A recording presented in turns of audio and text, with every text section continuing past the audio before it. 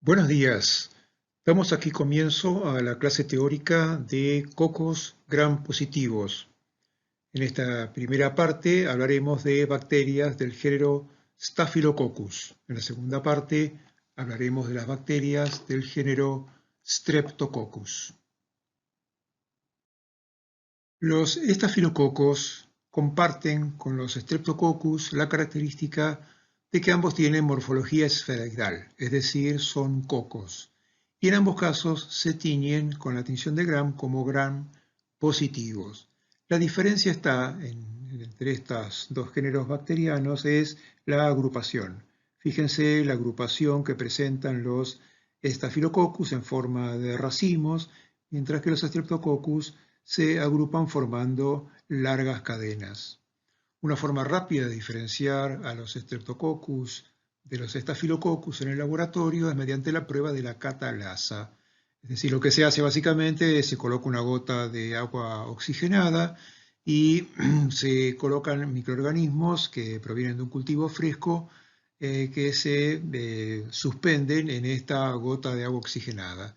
La presencia de catalasa hace que se dismute el agua oxigenada y de ahí viene la positividad de esta prueba. Los Streptococcus dan prueba negativa a la catalasa. El objetivo de esta clase y de esta primera parte de la clase es describir cuáles son las principales características de aquellas especies de Staphylococcus que tienen mayor importancia médica. Vamos a tomar como paradigma a una o dos especies para poder explicar este tópico.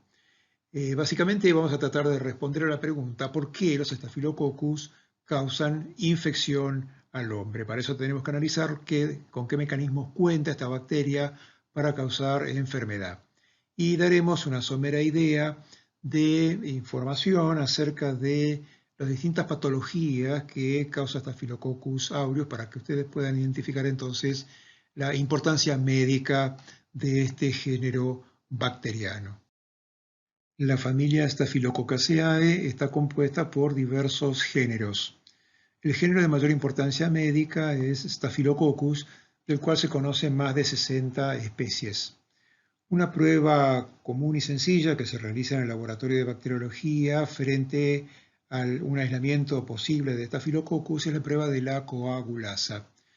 ¿Por qué es importante hacer esta prueba? Porque existen especies coagulasa positivas y especies coagulasa negativas. Y las coagulasa positivas en general son más virulentas que las de las coagulasa negativas. Dentro de los coagulasa positivos distinguimos a Staphylococcus aureus, que es la especie que vamos a tomar como paradigma para la clase de hoy. Las bacterias del género Staphylococcus no tienen una historia a veces tan amena e interesante como las que presentan las micobacterias o los treponemas. Las bacterias del género Staphylococcus fueron por primera vez reconocidas por Sir Alexander Hodgson en 1880, que realizó un estudio de más de 80 muestras de pus derivadas de pacientes con forúnculos o abscesos y pudo aislar de 65 de ellas microorganismos con forma de cocos. Es lo que se dio cuenta ahí, que había cocos agrupados en racimos, en forma de racimos, que causaban enfermedad no tan grave como la que causaban otras bacterias con forma esferoidal y que estaban agrupados en forma de cadenas. Unos pocos años más tarde, en 1884, fue Friedrich Julius Rosenbach que le da por fin el nombre y distingue a aquellos Staphylococcus de los Streptococcus, es decir, de las bacterias agrupadas en racimo de las agrupadas en cadena. Y además, Rosenbach también hace la distinción entre Staphylococcus que generaban pigmento, que hoy día los conocemos como Staphylococcus aureus, de otros que no generaban pigmento, que él definió en ese momento como Staphylococcus albus, que hoy son reconocidas como las especies coagulasa negativas. Debido a su tamaño, las bacterias del género Staphylococcus pueden ser vistas al microscopio óptico. Estas bacterias no tienen órganos de locomoción, por lo tanto son inmóviles. Carecen de la posibilidad de formar esporas. Algo que distingue a los Staphylococcus de otros microorganismos, otras bacterias, es que tienen una muy gruesa pared bacteriana. Como ustedes pueden apreciar aquí en esta fotomicrografía electrónica, esta fue tomada por microscopía electrónica de transmisión. Esta gruesa pared bacteriana tiene básicamente varios componentes, pero los dos principales son el peptidoglicano, que es un polímero de N-acetilglucosamina y ácido N-acetilmurámico, y los ácidos teicoicos. Tanto el peptidoglicano, el peptidoglicano está unido covalentemente una molécula con otra, formando largas cadenas que a su vez están unidas entre sí de manera tal de formar una gran malla, una suerte de supermolécula que rodea a toda la bacteria. Interlazada junto con el peptidoglicano se encuentran las moléculas de ácidos teicoicos. Un tercer componente son las proteínas. Hay diversos tipos de proteínas. La que es más abundante es la proteína A. Esta gruesa pared, como todas las paredes bacterianas, determina la morfología de la bacteria, es decir, por el grado de entrelazamiento, el tipo de entrelazamiento, la bacteria tiene forma cocoide. Esta gruesa pared protege a la bacteria del shock osmótico, es decir, la presión osmótica es muy alta en el interior. Si no tuviera esta pared, la bacteria literalmente estallaría. Y además, esta pared le provee una alta resistencia a la bacteria de la desecación y otros agentes ambientales. A partir de ahora vamos a centrarnos en el estudio de Staphylococcus de la especie Aureus. Si uno se pregunta dónde puede uno encontrar a los Staphylococcus aureus, va a ver que están distribuidos en prácticamente todo el mundo. La distribución es mundial, es una bacteria ubicua. ¿Por qué? Porque forma parte de la microbiota normal de todos los mamíferos, incluyendo al hombre. Algo que se observa es que la especie Aureus posee diversos clones. Estos clones pueden ser identificados mediante una técnica de secuenciación de locus múltiples que utiliza 7 genes constitutivos o genes housekeeping para definir distintos secuenciotipos. ¿Por qué es importante esto? Porque lo que se puede ver es que hay clones que tienen una distribución geográfica particular, que abarcan zonas o abarcan continentes, están en un sitio y no están en el otro. Y también es importante porque algunos de estos clones tienen una cierta especificidad de especie, es decir, existen clones de Staphylococcus aureus, por ejemplo, que afectan, por ejemplo, a bovinos con mucha importancia, mientras que no afectan tanto al hombre. Y a veces es de alerta ver que una especie que está infectando a los animales puede pasar al hombre y constituir una emergencia epidemiológica. Digamos que Staphylococcus aureus es un miembro transitorio de la microbiota normal. Dentro de nuestra microbiota podemos encontrar a los Staphylococcus en el aparato respiratorio superior, en las fosas nasales, en la región perineal, en las axilas, pliegues cutáneos y vagina, en un número importante, 40-50%, de adultos sin ninguna otra condición de base. Existen algunos individuos, de entre un 10 y un 20%, que están permanentemente colonizados, mientras que el resto de la población está colonizada de manera intermitente, un poco, a veces sí, a veces no. Staphylococcus aureus es una bacteria, es una especie que tiene una alta importancia médica y que puede causar infecciones, tanto a individuos de la comunidad general como a aquellos individuos que se encuentran hospitalizados. Staphylococcus aureus es una bacteria fácilmente cultivable en el laboratorio de bacteriología clínica. Desarrolla formando colonias perfectamente visibles un día después de la siembra. Una particularidad que tiene Staphylococcus aureus es que puede desarrollar en medio hipersalado, lo que ha permitido desarrollar medios de cultivo selectivos. Estas bacterias, desde el punto de vista metabólico, son anaerobias facultativas, es decir, estas bacterias pueden tanto fermentar un azúcar como oxidarlo. De esta manera, en presencia de oxígeno, estas bacterias básicamente respiran, utilizan la cadena respiratoria y como aceptor de electrones al oxígeno, y de esa forma pueden degradar una molécula de glucosa para llevarla a formar eficientemente ATP con producción de agua y dióxido de carbono. En ausencia de oxígeno, estas bacterias fermentan, produciendo productos de fermentación con un menor rendimiento de formación de ATP, pero que igualmente es suficiente para su desarrollo. Las colonias de Staphylococcus aureus, cuando ustedes las observan, se van a dar cuenta que son pigmentadas, tienen un color amarillento dorado, lo que le da el nombre a la especie. Cuando las cultivan en agar sangre, van a ver que producen un halo de hemólisis total y completa alrededor de la colonia.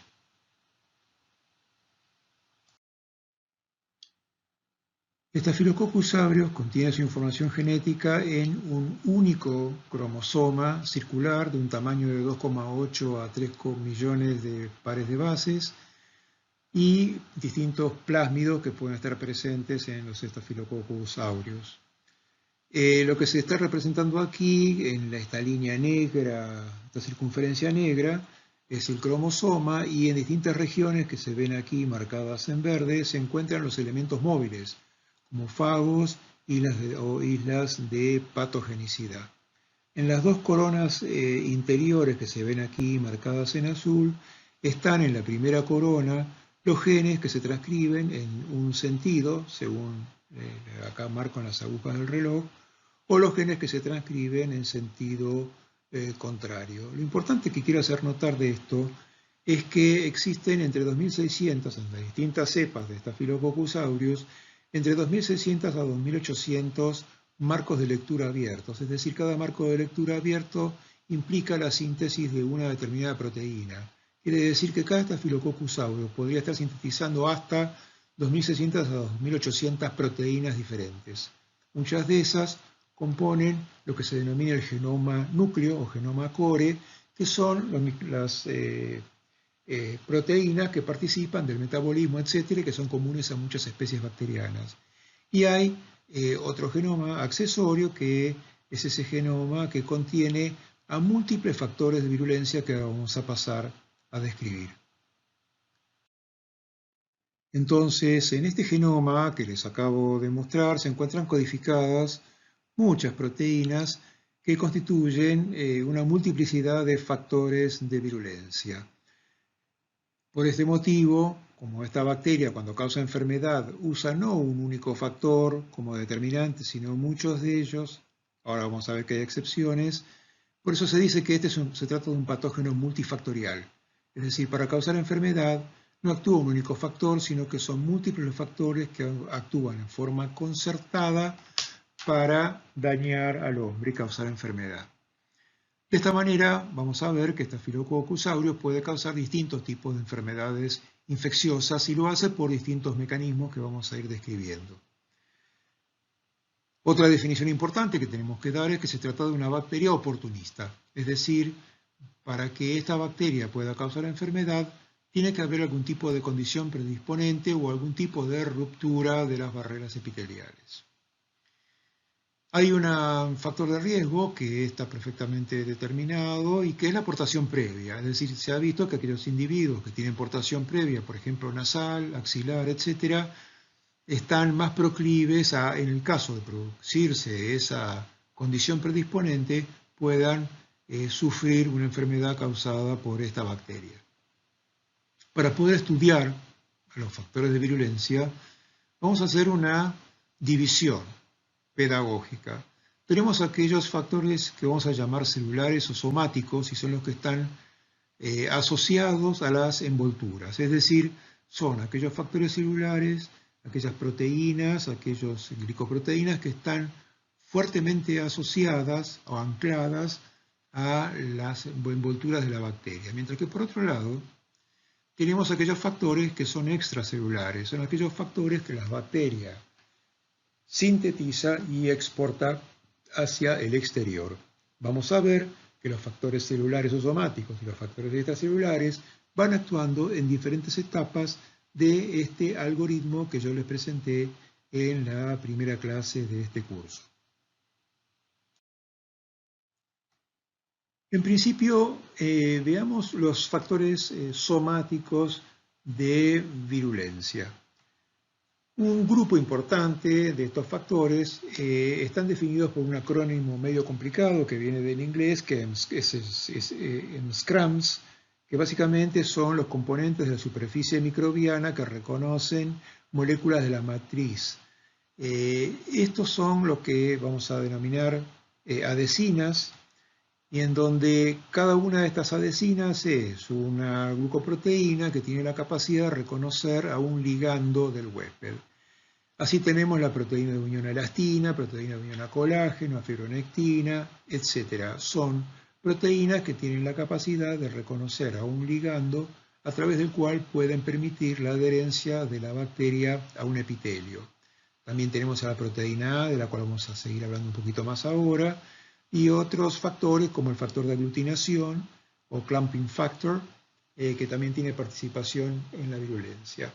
Este clumping factor tiene la particularidad de unirse al fibrinógeno. Nosotros podemos evidenciar la presencia de esta adhesina a través de un test común que se llama la coagulación portaobjetos o test de clumping factor. Tenemos que decir también que otros factores que están formando parte de la estructura y que tienen actividad son los ácidos lipoteicoicos, que funcionan como PAMP, es decir, como patrón molecular asociado a la patogénesis. Estas PAMP se unen al TLR2, al Toll-like receptor 2, y al CD14. De esta manera, cuando se produce esta interacción receptor-ligando, lo que se dispara es una cadena de señalización que conduce a la producción de citoquinas proinflamatorias. Otra PAMP que tienen los Staphylococcus aureus es la lipoproteína. Esta lipoproteína también se une al TLR2, también disparando la síntesis de citoquinas.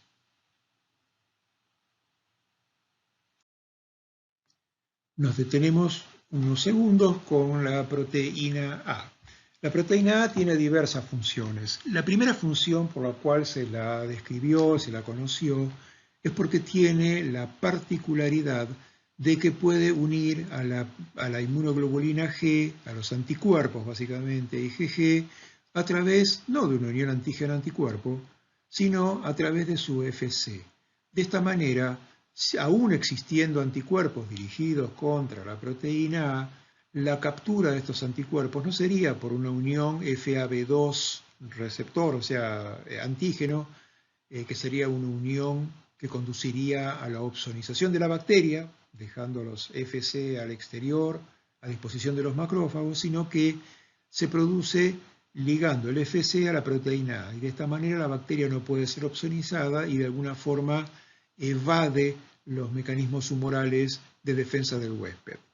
También la proteína A promueve la adherencia entre sí de los distintos Staphylococcus. Por otro lado, se sabe que la proteína A puede unir al factor de von Willebrand, y de esta manera, cuando tenemos una sonda, por ejemplo, colocada en un paciente, habitualmente estas sondas o catéteres se recubren de factor de von Willebrand, lo que produce la posibilidad de adherencia de los Staphylococcus entonces a este fomite o este material inerte a través del factor de von Willebrand.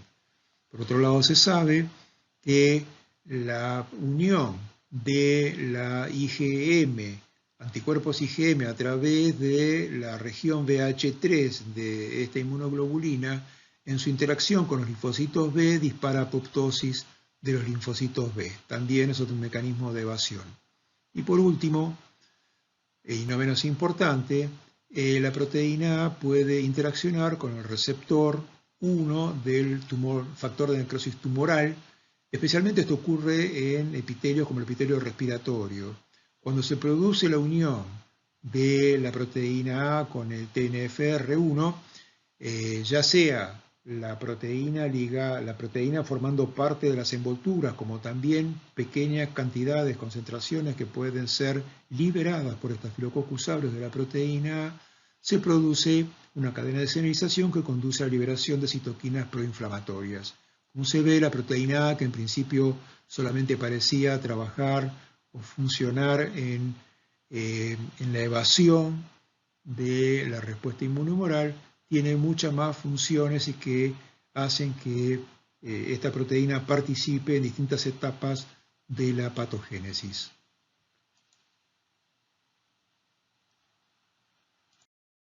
Staphylococcus aureus produce una miríada de factores extracelulares de virulencia. Son muchos y todavía se siguen descubriendo factores a medida que la bacteria sigue siendo investigada.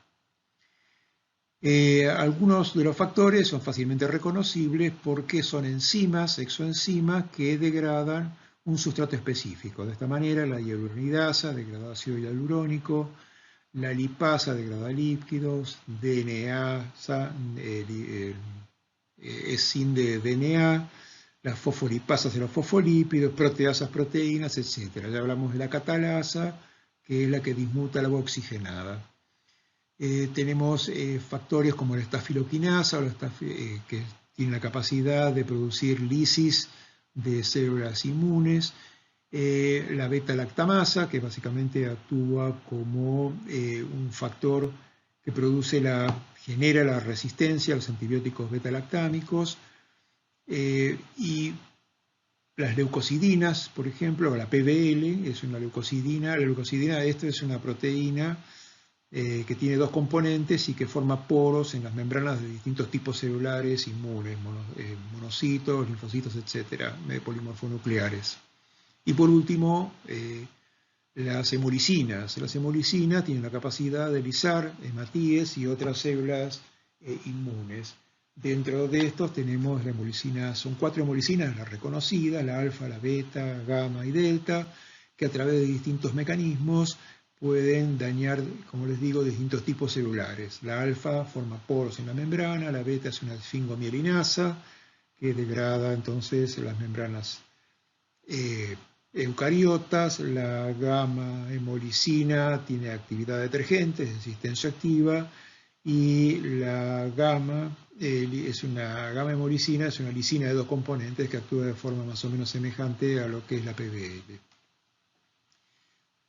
Por último, también vamos a decir que dentro de lo que libera Staphylococcus aureus al medio son los sideroforos. Los sideroforos son pequeñas moléculas que captan hierro y una vez que el sideroforo se unió al hierro, este complejo es reconocido de vuelta por Staphylococcus y lo puede reincorporar de manera tal de esa manera de capturar el hierro. Y de esta manera la bacteria cuenta entonces con el suministro de hierro que necesita para su desarrollo. Todos estos factores, no necesariamente todos los Staphylococcus aureus tienen absolutamente todos los factores. Puede pasar que en algún caso falte algún gen o que el gen esté afectado, esté mutado y por lo tanto alguno de estos factores pueda no estar presente. Pero la sumatoria de todos los factores que están presentes son los que están produciendo la posibilidad de que esta bacteria entonces cause daño al huésped. Debemos hacer mención a 2 particularidades de Staphylococcus aureus, que es uno, la formación de cápsula a través de su polisacárido capsular y la formación de biopelícula. La formación de cápsula, existen 4 serotipos conocidos, el 1 y el 2, que forman colonias mucoides, pero que es de rarísima aparición en la clínica, y los serotipos 5 y 8, que son muy comunes en la clínica y que forman microcápsulas. Estas microcápsulas, que están indicadas acá en rojo, es muy fina y rodea a la bacteria en toda su superficie exterior. Básicamente se trata de un operón, que es el operón CAP, que tiene 16 genes que se transcriben. Hay 11 que son esenciales para la producción de cápsulas, se generan los respectivos mensajeros, síntesis de proteínas. Estas proteínas son las enzimas que van a sintetizar y ensamblar este polisacárido capsular. Algo interesante, bueno, es que esta cápsula es antifagocítica y algo que hemos descubierto en nuestro laboratorio, que ha sido aceptado mundialmente, es que la pérdida de la expresión de cápsulas se asocia a la cronicidad de la infección. Por otro lado, Staphylococcus aureus es capaz de formar biopelícula. Esta biopelícula puede depender del producto del operón ICA. El operón ICA son 4 genes que están generando las enzimas que sintetizan la interadesina polisacarídica, del acrónimo PIA. De esta manera tenemos biopelícula que es dependiente de PIA, es decir, depende de la producción de este polisacárido por el operón ICA, y también tenemos la biopelícula PIA independiente, que se está produciendo independientemente del producto del operón ICA. Básicamente la importancia de esto es que protege a la bacteria del ataque de los antibióticos y le proporciona la capacidad de adherencia a materiales inertes. La tendencia que uno tiene a pensar es que cuando una bacteria tiene un genoma, que el genoma pareciera que es algo rígido, pero ya han escuchado en una clase anterior, cuando se habla de la genética, del contenido genético de una bacteria. Primero, no todas las bacterias contienen absolutamente todos los genes que se conocen para la especie. Es decir, puede estar faltando algún gen de virulencia y puede ser también que, aún estando presente el gen, pueda estar inactivado por mutación. No obstante eso, como se trata acá de un patógeno multifactorial, bueno, es posible que igualmente exista un suficiente número de factores de virulencia para que la bacteria pueda causar una determinada patología. Pero a todo esto hay que sumar otra cosa muy importante, que es que la bacteria es capaz de regular la expresión de factores de virulencia de acuerdo al medio en que se encuentre y a las condiciones bajo las cuales la bacteria está sometida. Staphylococcus aureus, en principio, como paradigma, tiene un exquisito sistema regulatorio en donde participan diversos sistemas. Uno de los sistemas más conocidos, más estudiados y quizás el más importante es el sistema de AGR, es el sistema global del regulatorio, que funciona por un mecanismo de quorum sensing, es decir, existe un autoinductor y otros genes que están involucrados para el reconocimiento de este autoinductor. Se conocen 4 tipos de AGR, el 1, el 2, el 3 y el 4. Este no es el único de los sistemas. Existen otros más que están todos interconectados y funcionan todos concertadamente. Hay sistemas de 2 componentes y hay otros diversos factores transcripcionales.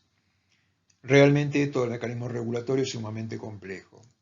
Pero les quiero hacer un ejemplo, les quiero dar un ejemplo que es que el sistema AGR, cuando el sistema no está activado, en general el microorganismo, la tendencia que tiene, lo que va a hacer, es generar proteínas propias del soma bacteriano. Es decir, la bacteria se va a replicar libremente y va a generar proteínas de las envolturas, con proteína A, adhesinas, etc. Entonces, veamos este ejemplo. Si ustedes tienen un microorganismo y lo tienen en la fase de latencia, el microorganismo está acomodando todo su sistema bioenergético y bioenzimático para el medio en que se encuentra. Una vez que equilibró la producción de todas sus proteínas, comienza a desarrollar en lo que se denomina la fase logarítmica. Cuando la bacteria está en fase logarítmica, la concentración de los autoinductores es bajísima, entonces el sistema AGR se encuentra no activado. La bacteria crece de forma exponencial en fase logarítmica. Si esto mismo ustedes lo vemos en un lugar donde la bacteria se ha afincado, por ejemplo, en un tejido, la bacteria al principio está en poca cantidad, hay muchos nutrientes y la bacteria se va a desarrollar también en ese sitio en fase exponencial. Pero rápidamente va a alcanzar una densidad tal en donde los autoinductores, el autoinductor va a alcanzar una concentración tal que este sistema de AGR se va a activar. Cuando el sistema de AGR se activa por autoinducción, lo que va a ocurrir, y eso generalmente está ocurriendo cuando se llega a la fase estacionaria, o cuando en la lesión incipiente, hay mucha cantidad de microorganismos, entonces ahí la bacteria inteligentemente se da cuenta que ya no tiene que seguir multiplicándose, sino que tiene que escapar de ese lugar. Entonces empieza a producir exoenzimas y exotoxinas también. Esos productos lo que van a hacer es digerir tejido, porque claro, va a haber proteasas, va a haber hemolicinas, etcétera, que van a dañar tejido y van a permitir que el microorganismo escape desde este sitio. Vamos a estar ya en una fase tardía, estacionaria tardía. La bacteria está produciendo todo un vasto repertorio de exoproductos y desde ese sitio la bacteria va a ir destruyendo tejido circundante y va a escapar de ahí. Va a escapar por la circulación, va a ir a otro sitio y va otra vez a comenzar con el mismo fenómeno como había ocurrido al principio. Volvemos otra vez al principio. Este es un mecanismo que utiliza mucho el microorganismo para poder adaptarse a los distintos ambientes. Es decir, la bacteria permanentemente, cuando invada al huésped y le va a causar una enfermedad, se va a adaptar al nicho específico, al sitio de infección. Y esto es posible porque la bacteria tiene este exquisito grupo, esta gran cantidad de sistemas regulatorios que le permiten expresar los distintos factores de virulencia cuando a la bacteria le conviene. Para resumir todo lo dicho hasta ahora acerca de la patogénesis de Staphylococcus aureus, veamos una interacción típica entre esta bacteria y el huésped siguiendo este algoritmo que les he presentado en la primera clase teórica. En principio se tiene que producir el encuentro. Es posible que la bacteria ya esté en el huésped formando parte de la microbiota normal. También la bacteria puede ser adquirida desde el medio ambiente. La bacteria debe ingresar al huésped y para esto se tiene que producir una solución de continuidad en las barreras epiteliales, de manera tal que la bacteria pueda ingresar a través de esa herida que puede ser quirúrgica o traumática. Una vez que la bacteria ingresa, al mismo tiempo va a adherirse y a multiplicarse. Para adherirse, la bacteria va a hacer uso de sus adhesinas y de básicamente proteína A en las primeras etapas. Tardíamente podrá empezar a formar biopelícula. Debe mencionarse que tanto las adhesinas como la proteína A son factores somáticos y que están regulados por el AGR. Al estar el AGR inactivo, porque hay poca cantidad de bacterias, recuerden que el AGR funciona por el sistema de colon sensing, entonces habrá alta producción de adhesinas y proteína A, que es constitutiva, y no habrá producción al principio de factores extracelulares. La bacteria, para multiplicarse, va a necesitar tomar nutrientes que va a encontrar a su alrededor, glucosa, etcétera, otros solutos en los líquidos biológicos, y posteriormente, a medida que el tiempo avance, irá degradando macromoléculas a través de la digestión por proteasas, DNasa y otras enzimas, fosfolipasas, etcétera. La captación de hierro está asegurada por la presencia de los sideroforos. De esta manera, la bacteria va desarrollando y va adquiriendo un número importante en el sitio de infección. A medida que esto ocurre, el sistema de colon sensing reconoce la presencia de muchos microorganismos y se activa. Cuando se activa, va a empezar a producirse la liberación de otros productos, todos los productos extracelulares, regulados por el AGR. En principio, la presencia de estafiloquinasa, que digiere coágulos de fibrinas, y hialuronidasa, que degrada ácido hialurónico, y las proteasas, que van a destruir tejidos, van a permitir la eventual diseminación del microorganismo, primero por contigüidad y más tarde a distancia. Al mismo tiempo que se está produciendo la activación del AGR, empiezan a aparecer entonces todas las hemolicinas, la leucocidina de Pantan-Valentine, proteasas, fosfolipasas y todos los otros factores extracelulares que hemos mencionado anteriormente. Y todo esto a lo que lleva es a la generación de daño. Recuerden también que constitutivamente la bacteria tiene ácidos lipoteicoicos que interaccionan con los TLR. Esto dispara señales intracelulares en las células inmunes en la zona de infección, que empiezan a producir citoquinas proinflamatorias, pero básicamente producen mucha interleuquina 8. Esta interleuquina 8 es la que produce la migración masiva de leucocitos polimorfonucleares y hacen a esta lesión purulenta. Al mismo tiempo que todo esto está ocurriendo, la bacteria se defiende de los mecanismos de defensa del huésped. Tiene, ya hemos visto, distintos factores que participan de la evasión. La acción oxidativa de los neutrófilos puede ser evadida por la acción de catalasa, y en el caso de la respuesta inmune, en caso de que ya aparezcan anticuerpos, va a ser evadida por acción de la proteína A. Algo que debe mencionarse es que la bacteria ya en este momento también, seguramente si es una bacteria si es capsulada, va a estar produciendo cápsula, ya puede estar produciendo biopelícula, con lo cual se está también defendiendo con estos factores del ataque de las defensas inmunes del huésped. La bacteria además, a medida que pasa el tiempo, encuentra otros mecanismos también para establecerse ya más firmemente, y uno de ellos es el ingreso al medio intracelular.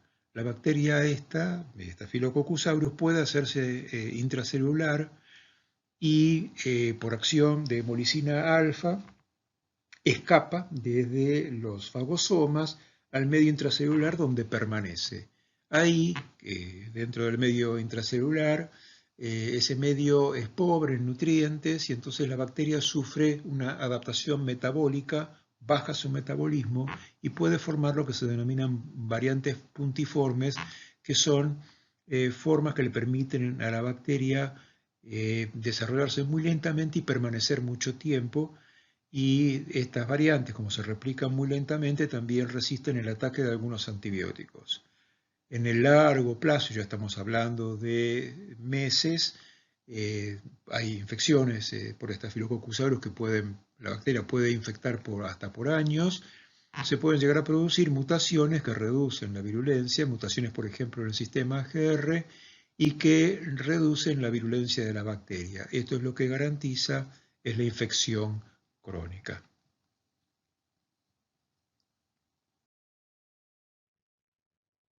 Cuando Staphylococcus aureus habita en la piel, puede llegar a penetrar un folículo piloso. Cuando penetra a un folículo pinoso y alcanza la raíz del pelo, la presencia de factores de virulencia, como los ácidos teicoicos y el mismo peptidoglicano, y eso va a impactar sobre células que se encuentran en la base de este folículo piloso. Estamos hablando de células dendríticas o macrófagos tisulares. Se va a producir el impacto sobre esas células, acciones sobre los receptores de superficie y consecuentemente se va a producir la señalización intracelular, producción de citoquinas proinflamatorias, pero básicamente quimioquinas. Y aquí importa las quimiotactinas, como por ejemplo interleuquina 8.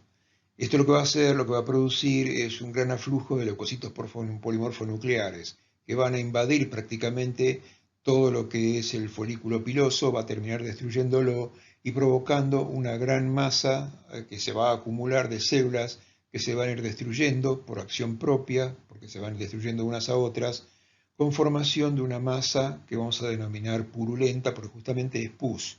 Este pus proviene entonces de los detritus celulares, liberación de ADN que espesa la secreción, más producción de fibrina a partir de fibrinógeno que trasuda, justamente que viene de la circulación, y todo ello conforma toda una masa que como unidad única, digamos, es una infección de un folículo. Es ese típico barrito o granito que teníamos en la pubertad, cuando éramos jóvenes, ese barrito blanco. cuando ustedes tienen no solamente un evento, un folículo infectado, sino que esto se da en la piel en forma repetida y manifiesta, entonces ya se entra en un cuadro patológico que es la foliculitis. Esto que les acabo de decir y lo que sería un folículo infectado sería la lesión mínima, que de menor tamaño, que puede producir un Staphylococcus aureus y que vamos a denominar absceso. Estos abscesos, estas concentraciones de pus que se producen en un punto, pueden estar ubicadas en diversos lugares y pueden tener distintos tamaños. Podemos tener abscesos palpebrales, podemos tener abscesos dorsales. Los abscesos pueden estar, como les digo, ubicados en cualquier parte del cuerpo y pueden tener no una conformación única de un punto único tipo pequeña bolsa, sino que pueden estar ubicados, como por ejemplo acá en la región periungueal. Otra patología que causa Staphylococcus aureus a través de una suma de factores de virulencia es el impétigo. En el impétigo lo que van a ver son, ustedes en la piel se van a producir lesiones ampollares con líquido, y estas lesiones ampollares por último pueden terminar reventando de alguna manera y generando otras lesiones de piso hemorrágico y piso negro. Cuando esto ocurre, o sea, como en este paciente que vemos en la fotografía central, en este caso ya estamos hablando de situaciones en donde el paciente es inmunodeficiente. Esto ocurre generalmente en individuos con HIV, para que se llegue a este nivel. Este tipo de lesiones oscuras, algunos autores las llaman lesiones antracoides. Por favor, no confundir lo que es una lesión antracoide producida por Staphylococcus aureus con una enfermedad que es completamente distinta, que es el anthrax o carbunclo, y que no tiene nada que ver con Staphylococcus aureus, sino que es una enfermedad producida por Bacillus anthracis. También las infecciones de mucosas pueden estar dadas por activa secreción sin que uno tenga necesariamente un absceso, como pasa con las conjuntivitis. Lo que hemos visto hasta ahora básicamente son las infecciones de piel y partes blandas y infecciones superficiales, pero a partir de una puerta de ingreso, de una lesión primaria, pueden producirse diseminación profunda del microorganismo. De esta manera tenemos las endocarditis y las septicemias, que generalmente están asociadas a la presencia de catéteres endovenosos. Luego tenemos las neumonías, neumonías por vía descendente. En el caso de las hospitalarias, generalmente están debidas a la presencia de la intubación, es decir, asistencia respiratoria mecánica, que es una condición predisponente para la neumonía por vía descendente. En general, en la comunidad general, las neumonías más comunes se dan por aspiración. Esto generalmente ocurre en individuos que están alcoholizados, que generalmente la intoxicación etílica conduce a pérdida del reflejo de la deglución, y generalmente los individuos muchas veces aspiran secreciones o aspiran vómito, y de ahí viene la contaminación de la vía aérea profunda, de ahí vienen estas neumonías por aspiración. También en la edad muy avanzada, cuando falla el reflejo de la deglución, también se pueden producir entonces las neumonías por aspiración de secreción, especialmente salivar. Las artritis sépticas también pueden ocurrir por vía hematógena, las osteomielitis y la formación de abscesos en órganos profundos a todo nivel, abscesos renales, etcétera, etcétera. Por otro lado, puede haber infecciones cuando directamente se rompe la barrera cutánea y la bacteria puede entonces ingresar por allí al medio interno. De esta manera, seguido a trauma o a cirugía ortopédica, contamos con las osteomielitis y las artritis sépticas. El advenimiento de las nuevas metodologías de implantes protésicos han hecho maravillas y han hecho que un individuo que de otra manera hubiera quedado postrado de por vida en una silla de ruedas luego, a través de estos mecanismos, pueda recuperar la movilidad y la calidad de vida. Pero digamos que entre 1,5 a 2% de los procedimientos ortopédicos, protésicos, van asociados a infección. Y de estas infecciones, un 75-70% de ellas son causadas por Staphylococcus aureus. Y lo que se ha observado es que cuando Staphylococcus aureus causa estas infecciones, son muy, pero muy difíciles de erradicar.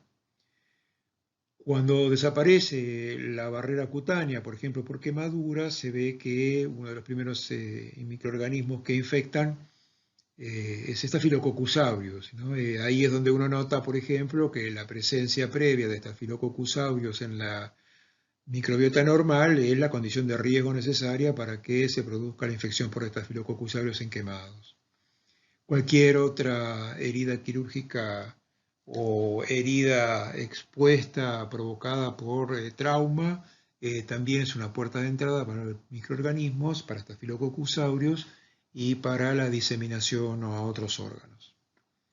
Dejamos para lo último dos patologías, dos enfermedades, o sea, dos infecciones, una debida a la presencia de la bacteria en el huésped, de la generación del shock tóxico, y otro es el síndrome de la piel descaldada. Y por otro lado también tenemos otra enfermedad en donde no hay infección, sino que lo que hay es intoxicación alimentaria por ingestión del alimento preformado, que vamos a ver a continuación. Dejamos para lo último otros factores que son algo más que factores de virulencia, ahora se va a dar cuenta por qué. Dentro de estos factores tenemos las exfoliatinas, son dos, A y B, la toxina del síndrome de shock tóxico 1 o TSST1 y las enterotoxinas. En primer lugar, digamos que las enterotoxinas no tienen relevancia en una infección por Staphylococcus, sino que lo que está causando acá Staphylococcus es una intoxicación alimentaria. La bacteria desarrolla un alimento contaminado y mal conservado, y lo que el individuo sufre es una intoxicación por consumir un alimento contaminado. De las enterotoxinas ingresan, son termoestables, o sea que por eso pueden resistir la cocción. Ingresan, actúan sobre el epitelio gástrico y sobre el epitelio duodenal proximal y pueden actuar de dos maneras. Por un lado, pueden interaccionar con las terminales vagales en el duodeno y estimular el centro del vómito. De esta manera, a través de este mecanismo, los individuos sufren vómitos y náuseas que se producen entre 4, 6, 8 horas después de la ingestión del alimento contaminado. Pero por otro lado también, la toxina puede producirse por transitosis, pasar, atravesar el epitelio y llegar a estimular receptores en células dendríticas y macrófagos tisulares, con lo cual se produce la liberación de citoquinas proinflamatorias y puede haber un proceso inflamatorio localizado. Esto podría llegar a producir, porque no todas lo producen, podría llegar a producir diarrea. Si esta diarrea fuera suficientemente severa, podría llegar a haber deshidratación. También la presencia de estas enterotoxinas en el medio interno tienen otra importancia, que también actúan como superantígenos. Y por actuar como superantígenos es que también pueden tener consecuencias sistémicas. Vamos ahora a hablar de estas otras dos, las exfoliatinas A y B y la TSST1. Las exfoliatinas, que son dos, A y B, son responsables de una enfermedad que se reconoce como la enfermedad de Richter o síndrome de la piel escaldada. Estas toxinas son producidas por Staphylococcus aureus que ha sido adquirido por este neonato en las primeras horas de vida, probablemente a partir de la mamá. Este Staphylococcus aureus está colonizando y produciendo la toxina que es absorbida y es la que llega a las regiones epiteliales y produce descamación de la piel por la actividad de proteasa que tiene esta toxina. Básicamente el sustrato para esta toxina es una proteína que es la de desmogleína 1. La desmogleína 1 es la que contribuye a la formación de los desmosomas, que son estas estructuras que permiten a las células estar epiteliales fuertemente ensambladas una con otra y que permiten la integridad del epitelio. Cuando se produce la acantólisis, es decir, se produce la separación de los desmosomas por acción de esta toxina epidermolítica, se desorganiza el epitelio y se produce la descamación. La forma en que se manifiesta la enfermedad es sumamente parecida a lo que ocurre en la piel cuando se produce una quemadura de primer grado causada por agua hirviente.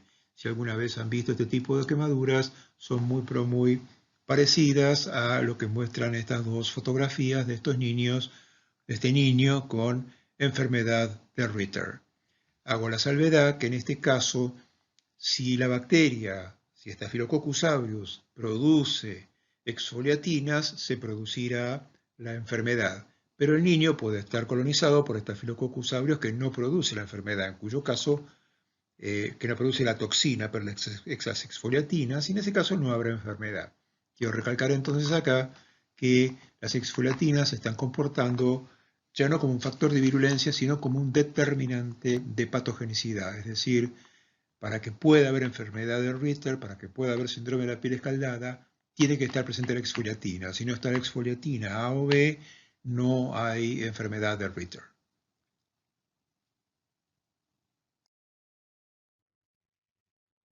A principios de la década de los años 80, en Estados Unidos, comenzó a aparecer en la población general, en la comunidad, pacientes femeninos que sufrían un síndrome de aparición repentina que las conducía en tiempo muy fugaz a un estado de shock.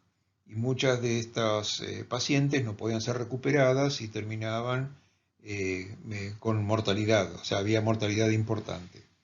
Esto, digamos, constituyó un objeto de estudio inmediato y en muy poco tiempo pudo aislarse, o sea, en poco tiempo se descubrió algo, que es cuál era el factor común, cuál era el común denominador que tenían todas estas mujeres afectadas. Y lo que se vio era que todas estas mujeres usaban una marca de tampones higiénicos que aseguraban una larga vida, es decir, que podían ser colocados y podían estar en su lugar más de 24, 48 horas o un poco más. ¿Cuál era el problema acá? Que el microorganismo desarrollaba en los tampones. O sea, fíjense que los tampones básicamente absorben sangre, tienen fluidos, existe una humedad importante, es un sitio que tiene un alto contenido de nutrientes y por eso la bacteria allí desarrollaba.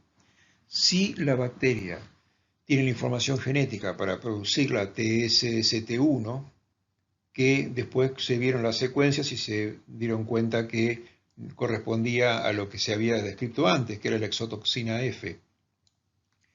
Esta exotoxina F era producida dentro de la matriz de estos tampones y era rápidamente absorbida por los epitelios vaginales y entonces pasaba a la circulación y producía este estado de shock. Una vez que se retiraron estos tampones de circulación, desapareció esta emergencia, pero debe hacerse la salvedad que el síndrome de shock tóxico no ha desaparecido. ¿Por qué? Porque este shock tóxico puede estar asociado a otras infecciones causadas por Staphylococcus aureus, como por ejemplo infecciones de heridas, por ejemplo, y en general infecciones de piel y partes blandas. El modo de acción de esta toxina ya lo vamos a ver en el seminario correspondiente, pero les aclaro que básicamente que es una actividad, tiene actividad de superantígeno. Es decir, por actividad superantigénica es capaz de descargar a la circulación un muy alto, cuando hay activación indiscriminada de linfocitos con producción de altos niveles de citoquinas proinflamatorias. Este shock tóxico, básicamente así se lo denomina, tiene una característica que es que cursa sin bacteriemia, es decir, la bacteria no está en circulación, la bacteria permanece en el sitio de infección, pero no alcanza el torrente circulatorio. Dicho esto, digamos que entonces que la TSST1 se comporta como determinante de patogenicidad, porque para que pueda existir esta patología necesariamente tiene que existir la presencia de la TSST1. Si un Staphylococcus no produce TSST1, nunca puede causar entonces el síndrome del shock tóxico. Entonces, recalco que TSST1 aquí es un determinante de patogenicidad, no un factor de virulencia. La TSST1 es una toxina que actúa como superantígeno. Cuando una célula presentadora de antígeno presenta justamente un antígeno al receptor T, la proporción de células que son capaces de reconocer con mayor o menor afinidad al antígeno es de aproximadamente una cada millón de células. Y de esta manera se produce la respuesta normal. Estos linfocitos T se van a diferenciar, se va a amplificar la población, habrá cooperación TB y se producirá la generación de anticuerpos.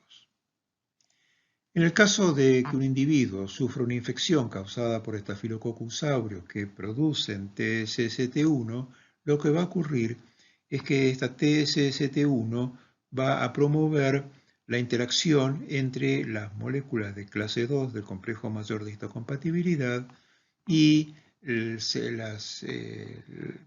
segmento B beta del receptor T.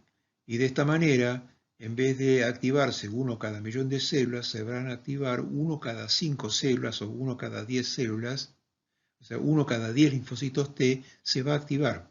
Y de esta manera va a haber una elevada producción de interleuquina 2 y interferón gamma, etcétera, todas las citoquinas proinflamatorias. Estas citoquinas proinflamatorias son las responsables del síndrome de shock tóxico.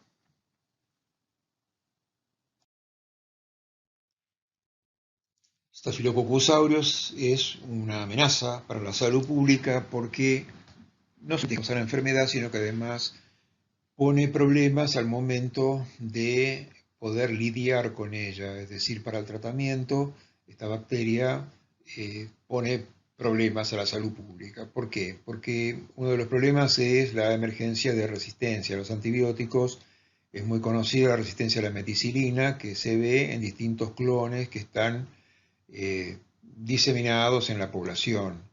Nosotros en Argentina, dentro de los clones meticilino resistentes, tenemos al clon pediátrico, que son básicamente eran, hasta hace ya muy poco tiempo, eran del secuenciotipo 5, ya se está viendo que hay un secuenciotipo 30 que está siendo prevalente en nuestro medio, el clon cordobés y el clon brasilero. Dentro de estos clones prevalentes se ha visto que antes uno atribuía esta prevalencia de la meticilina resistencia a la presencia de la bacteria en los hospitales, porque es el sitio donde primariamente se utilizan los antibióticos y en donde en el ambiente puede quedar el microorganismo. Pero también se ha visto que, por ejemplo, el CT30, o sea, clon pediátrico, también se ve que están individuos de la comunidad causando infecciones a veces graves de piel y partes blandas. Por si esto fuera poco, o sea, por si la resistencia a la meticilina ya no fuera un problema, también se ha visto que han aparecido cepas que son resistentes a la vancomicina, algunas en forma total y otras en forma relativamente parcial, pero que ponen un problema serio porque cuando las infecciones por Staphylococcus aureus son refractarias al tratamiento, generalmente la única posibilidad de tratamiento era la vancomicina, y si esto también va a fallar, bueno, pues estamos en problemas. Habiendo comprendido por qué Staphylococcus aureus como patógeno multifactorial causa enfermedad del hombre, va a ser fácil comprender por qué los Staphylococcus coagulasa negativos también causan enfermedad, pero son menos virulentos. Primero veamos que el genoma de los Staphylococcus coagulasa negativos es un poco más pequeño que el de Staphylococcus aureus y tiene nada más que 2,5 a 2,6 millones de pares de bases. De esta manera, entonces, obviamente, a los coagulasa negativos les faltan factores de virulencia que sí tiene Staphylococcus aureus. De esta manera, entonces, los coagulas A negativos son un poco menos virulentos. Al igual que áureos, los Staphylococcus coagulas A negativos forman parte de la microbiota normal del hombre y también como áureos son oportunistas. Digamos que los Staphylococcus coagulas A negativos son patógenos hospitalarios relativamente modernos. Las infecciones por estas bacterias se empezaron a describir con mayor frecuencia a partir de la segunda mitad del siglo XX y se asocian básicamente al avance de procedimientos que son muy novedosos, que son muy necesarios, que salvan vidas, pero que se asocian a mayor invasividad en los procedimientos, es decir, presencia de catéteres, prótesis y otro tipo de dispositivos que se colocan permanentemente en los individuos y que provocan, o sea, suministran una superficie de adherencia a la bacteria desde la cual la bacteria también puede después diseminarse posteriormente por el resto del organismo. Las especies de coagulas A negativos más frecuentes son Staphylococcus epidermidis y Staphylococcus saprophyticus. Los Staphylococcus coagulas A negativos también poseen un repertorio amplio de adhesinas que posibilitan la adherencia tanto a tejidos como a distintas superficies.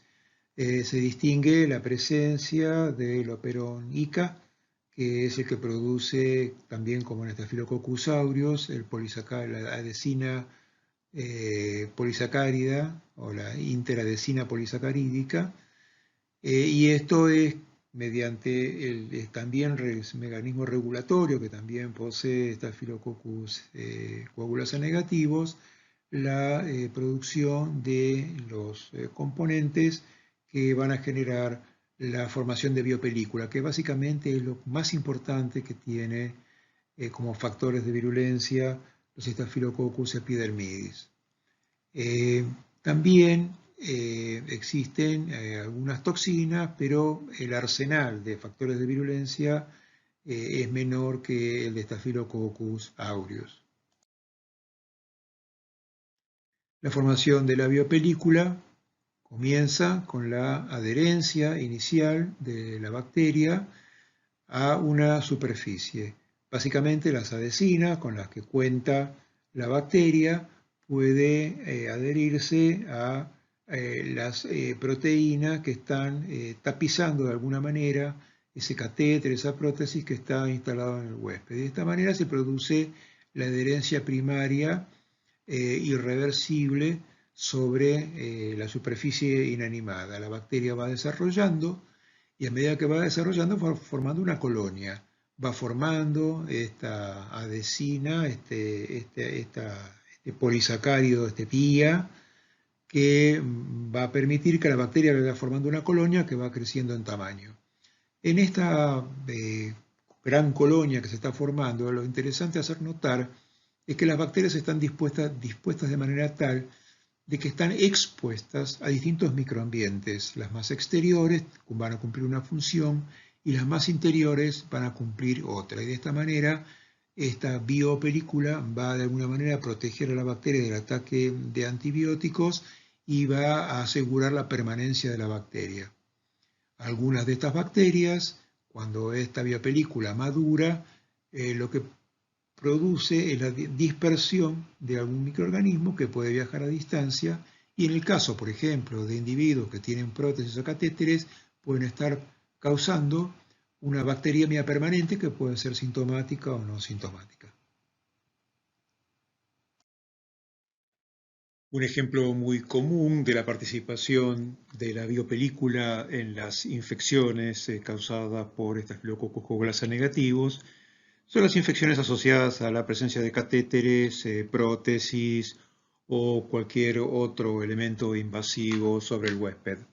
Inicialmente las bacterias pueden ser arrastradas al momento de la introducción, por ejemplo, del catéter, y estas bacterias se fijan inicialmente por fuerzas de Van der Waals a la superficie del catéter, pero posteriormente esta bacteria fuertemente adherida entonces al catéter comienza a producir la interadesina polisacarídica, polisacaridiopía, y también puede formar esta biopelícula no solamente por la presencia de pía, sino también por la formación de biopelícula pía independiente.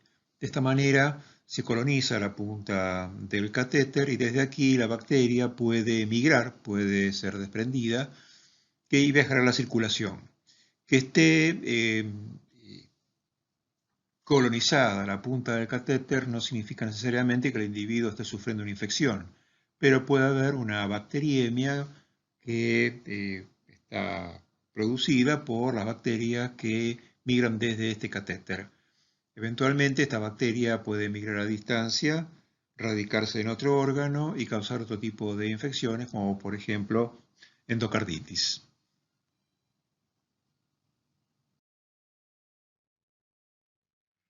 Si uno ve la cantidad de tipos de infecciones que pueden ser causadas por estos microorganismos, vamos a ver que estafilococos jugulase negativos se asocian a las endocarditis nosocomiales, a las endocarditis que se producen en individuos adictos intravenosos, es decir, especialmente porque los individuos no hacen antisepsia de la piel y arrastran microorganismos de la piel al torrente sanguíneo. Esto también puede haber infecciones meningias en individuos hidrocefálicos que tienen colocadas una válvula para regular la presión del líquido cefalorraquídeo.